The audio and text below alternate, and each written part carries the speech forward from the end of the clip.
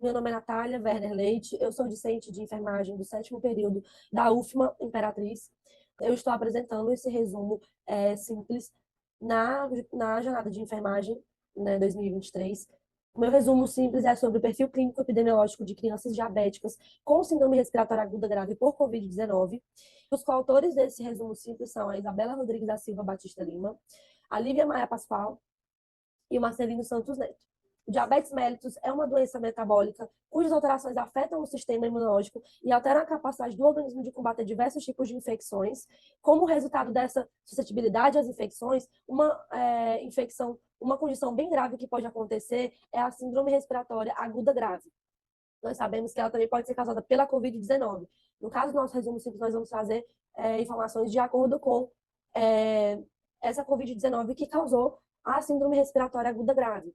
Tá ok? E os estudos apontam que as crianças com diabetes, elas possuem aumento nesse risco de desenvolvimento das complicações respiratórias nos casos da Covid-19, embora seja um quadro relativamente incomum para as crianças. Como é que a gente fez? A metodologia do nosso resumo simples. Ele se trata de um estudo transversal com dados secundários de domínio público sobre a síndrome respiratória aguda grave em crianças acometidas de Covid-19 com idade de 0 a 11 anos, com esse diagnóstico de diabetes mellitus que foram notificados no sistema da CIVEP-GRIP. E nessa época de fevereiro de 2020 e dezembro de 2022, foram notificados 376 casos no Brasil. Como resultado, nós tivemos que a região sudeste liderou, né, o número de casos de crianças de 0 a 11 anos com a síndrome respiratória aguda grave por Covid-19 no Brasil, e a maioria desses casos ele ocorreu no sexo feminino. As manifestações clínicas mais frequentes foram a febre, dispneia, tosse e desconforto respiratório.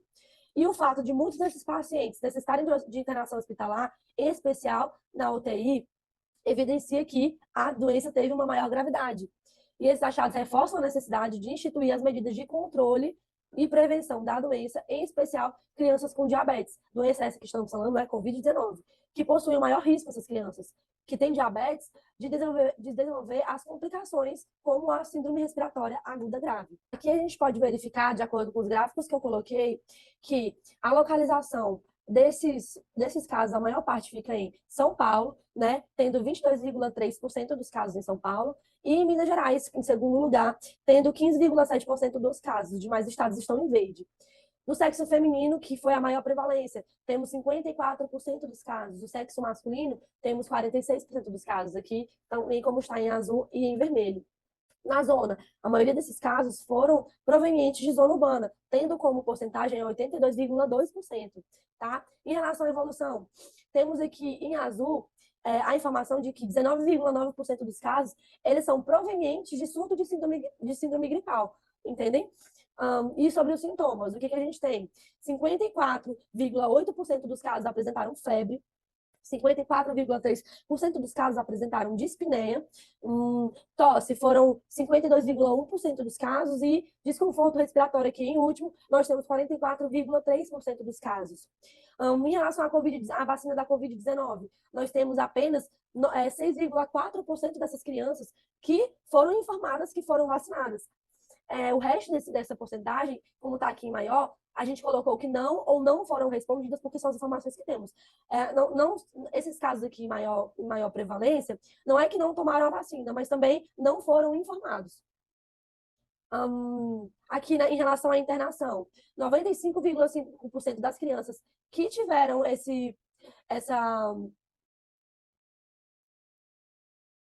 Aqui, em relação à internação, 95,5% dessas crianças foram internadas em instituição hospitalar e 38% necessitaram de intervenção na UTI. Em relação aos exames complementares, que a gente colocou aqui também, tivemos aqui que 13,3% dessas crianças tiveram infiltração intersticial no raio-x presente, né? E na tomografia, 14,6% tiveram esse aspecto típico da Covid-19. Sobre a finalização dos casos, a gente teve ali uma grande porcentagem de cura, né, 78,7%, e 11,4% vieram a óbito. É isso, pessoal. Espero que vocês tenham gostado da apresentação.